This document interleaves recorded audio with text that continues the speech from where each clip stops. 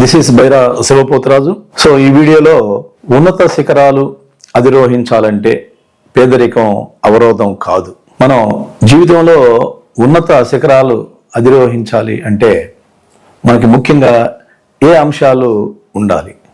అది విద్యారంగం కావచ్చు, వ్యవసాయ రంగం కావచ్చు, పరిపాలన రంగం కావచ్చు, రాజకీయ రంగం కావచ్చు, పారిశ్రామిక రంగం కావచ్చు. All works of life. What kind of features we need to take to achieve the success అన్నదానికి ఇక్కడ ఈ వీడియోలో నేను మీకు చెప్పదలుచుకున్నాను. దీన్ని విద్యార్థులు అయితే కాంపిటేటివ్ ఎగ్జామినేషన్స్కి అప్లై చేసుకోవచ్చు, పారిశ్రామికవేత్తలు అయితే వాళ్ళ బిజినెస్కి అప్లై చేసుకోవచ్చు.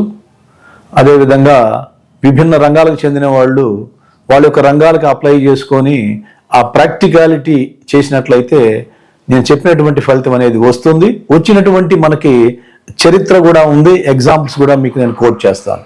ఉన్నత శిఖరాలు అధిరోహించాలి అంటే మనకి ముఖ్యంగా 3 అంశాలు ఉండాలండి. ఒకటి వచ్చేసి ఏంటంటే ముందు చూపు, ఫోర్కాస్టింగ్. అంటే మనకి నెక్స్ట్ మనం ఏం చేయబోతున్నాం అనే దాన్ని మనం ప్రిడిక్ట్ చేయగలగాలి, ఏం జరగవచ్చు అన్నదాన్ని ప్రిడిక్ట్ చేయాలి. రెండోది వచ్చేసి ప్రణాళిక, అంటే ప్లాను. మనం చేయబోయేటువంటిది ఒక ప్లాన్ వేసుకోవాలి. ప్లాన్ లేకుండా మనము చేయటం చాలా కష్టం. ఎందుకంటే ఒక వ్యక్తి ఒక లెటర్ తీసుకొని పోస్ట్ ఆఫీస్ బాక్స్లో వెయ్యాలి అంటే ముందుగా అతను అక్కడికి ఎంత డిస్టెన్స్ ఉంది, నేను ఎంత సమయానికి వెళ్ళాలి, తర్వాత ఎంత సమయం పడుతుంది, నా యొక్క డైలీ యాక్టివిటీలో ఆ సమయం ఆ పని వల్ల ఎంత పోతుంది, ఇదంతా కూడా ప్రణాళిక ఉంటుంది. మనం ఏ ప్రయాణం చేయాలన్నా లేకపోతే ఏ పని చేయాలన్నా ప్రణాళిక ఉంటుంది. ప్రణాళిక వేసుకొని చేసేవాళ్ళు సక్సెస్ అవుతారు. రెండోది ప్రణాళిక. మూడోది వచ్చేసి కార్యనిర్వహణ, అంటే యాక్షన్ ప్లాన్ తప్పనిసరిగా ఉండాలి. నువ్వు ఏదైతే గోల్ తీసుకున్నావో ఆ గోల్కి సంబంధించి యాక్షన్ ప్లాన్ ఉండాలి. ఫర్ ఎగ్జాంపుల్ నేను ఐఏఎస్ ఎగ్జామినేషన్ సాధించాలి అనేటువంటి నేను ఒక గోల్ తీసుకున్నాను. దానికి సంబంధించినటువంటి ప్లాన్ ఉండాలి, దానికి సంబంధించినటువంటి యాక్షన్ ప్లాన్ ఉండాలి. రెండు ఉంటేనే మనకి దానిలో ముందుకు వెళ్తాం. ఐఏఎస్ అనే కాదు, ఏ పనైనా సరే. If you want to earn more money, if you want to become a good industrialist, if you want to become a good politician, లేదా ఒక మినిస్టర్ కావాలి, లేదా ఒక ప్రాంతానికి వచ్చేసి ఒక సర్పంచ్ కావాలి, ఒక ఎమ్మెల్యే కావాలి, ఇలా ఏదైనా తీసుకోండి మీరు. ఇవన్నీ కూడా ఏంటంటే మనకి ఈ 3 అంశాలతోనే ఉంటుంది: ముందు చూపు, ప్రణాళిక, కార్యనిర్వహణ. దీనికి కావాల్సినటువంటిది ఏంటంటే మనకి డబ్బున్న వాళ్ళే అవుతారు, డబ్బు లేని వాళ్ళు కాలేరు, మన వల్ల కాదులే అనేటువంటి భావం ఎక్కువ మందికి ఉంటుంది. కాదండి, మనం చరిత్రను ఒకసారి పరిశీలించినట్లయితే పేద కుటుంబంలో జన్మించి అనేక మంది చాలా విజయాలు సాధించారు. అట్టి వారిలో మనకి ఫస్ట్ లాల్ బహదూర్ శాస్త్రి గారు, మన దేశానికి ప్రధానిగా చేసినటువంటి లాల్ బహదూర్ శాస్త్రి గారు చాలా పేదరికమైనటువంటి కుటుంబంలో జన్మించి మన దేశానికి ప్రధానమంత్రి అయ్యారు ఆయన. తర్వాత ఆయన అవటమే కాదు, జై జవాన్ జై కిసాన్ అనేటువంటి నినాదాన్ని కూడా మనకి అందించారు. దేశాన్ని చాలా అద్భుతంగా పరిపాలించారు మనకి. మరి ఆయన ఎక్కడి నుంచి వచ్చాడు? చాలా కడు పేదరిక కుటుంబంలో జన్మించాడు. మరి అంత స్థాయికి ఎలా వెళ్ళాడు అంటే ఆయనకు ఉన్నటువంటి యొక్క 4 విజన్, ఆ ప్లాన్, ఆ యొక్క యాక్షన్ ప్లాన్ అన్ని కూడా ఆ స్థితికి తీసుకెళ్ళి.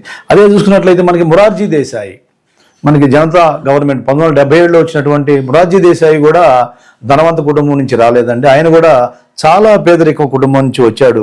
ఆయన కూడా మన దేశానికి ప్రధాని అయ్యాడు. అదేవిధంగా మనం చూసుకున్నట్లయితే డాక్టర్ సర్వేపల్లి రాధాకృష్ణన్ చాలా పేదరికమైనటువంటి కుటుంబంలో జన్మించి ఆయన మంచి ఉపాధ్యాయుడిగా పేరు తెచ్చుకొని తర్వాత మనకి వైస్ ప్రెసిడెంట్ అయ్యి ప్రెసిడెంట్ కూడా అయ్యారు. ఆయన 1954లో భారతరత్న అవార్డుకి ఎంపిక కావడం జరిగింది. 1962లో రాష్ట్రపతి కావడం జరిగింది. ఇంకా మనకి లైవ్ ఎగ్జాంపుల్గా చూసుకుంటే మనకి ఏపీజే అబ్దుల్ కలాం, అంటే మనం ఉన్నటువంటి సొసైటీలో మనం చూసిన ఏపీజే అబ్దుల్ కలాం గారు కడు పేదరికమైనటువంటి కుటుంబంలో జన్మించారు. వాళ్ళ నాన్న వచ్చేసి ఒక బోట్ మేకరు, పేపర్ వేసేవాడు. ఏపీజే అబ్దుల్ కలాం కుటుంబం యొక్క కష్టాలు అబ్జర్వ్ చేస్తూ వాళ్ళకి కుటుంబానికి సహాయంగా ఉంటూ చదువుకొని చాలా ఉన్నత స్థితికి ఎదిగే మనకు తెలుసు. మనకి ఏపీజే అబ్దుల్ కలాం గారు మనకి భారత రాష్ట్రపతి కావటం జరిగింది. తర్వాత న్యూక్లియర్ మిషన్ ఏర్పాటు చేశాడు. మిసైల్ మ్యాన్ ఆఫ్ ఇండియాగా పేరుగాంచాడు. దేశానికి ఉపయోగపడ్డాడు. ఆయన యొక్క శాస్త్ర సాంకేతిక రంగ విజ్ఞానం అంతా కూడా ప్రజలకు పంచాడు. ఆయన ఎక్కడి నుంచి వచ్చాడు? పేదరిక కుటుంబం నుంచే వచ్చాడు. అదేవిధంగా నెక్స్ట్ మనకి భారతరత్న కూడా ఎంపికయ్యారు. భారతరత్న కూడా ఆయన ఎంపిక కావటం జరిగింది. తర్వాత మనకి చూసినట్లయితే మన్మోహన్ సింగ్ డాక్టర్ మన్మోహన్ సింగ్ అయితే మనం ఆయన చాలా ఉన్నతమైన కుటుంబానికి చెందినవాడేమో అనుకుంటాం కానీ కాదండి. ఆయన వీధి దీపాల కింద చదువుకొని ఆ యొక్క చదువు ద్వారా ఆ యొక్క విజ్ఞానాన్ని సంపాదించి ఆ విజ్ఞానాన్ని మనకి 1991లో నూతన ఆర్థిక సంస్కరణ అంటే దేశం ఆర్థికంగా విచ్ఛిన్నమయ్యేటువంటి పరిస్థితుల్లో ఆయన యొక్క తెలివితేటలు మేధోశక్తి ఉపయోగించి దేశాన్ని ఒక ముందు ఆర్థిక గమనం వైపు నడిపించాడు. ఆయన చాలా పేదరిక కుటుంబం నుంచి వచ్చాడు. అబ్రహాం లింకన్ కూడా అంతే. మనకి వేరే దేశాల్లో తీసుకుంటే అబ్రహాం లింకన్ కూడా వీధి దీపాల కింద చదువుకొని అమెరికా అధ్యక్షుడయ్యారు. కాబట్టి నేను చెప్పేది ఏందా అంటే అది ఏ రంగమైనా కానీ, అది ఎటువంటి రంగమైనా కానీ మనం ఈ యొక్క 4 vision plan and action plan తీసుకొని మనం చేసినట్లయితే డెఫినెట్గా కూడా సక్సెస్ అవుతామండి. స్వామి వివేకానంద కూడా ఈ సూత్రాలనే చెప్పాడు.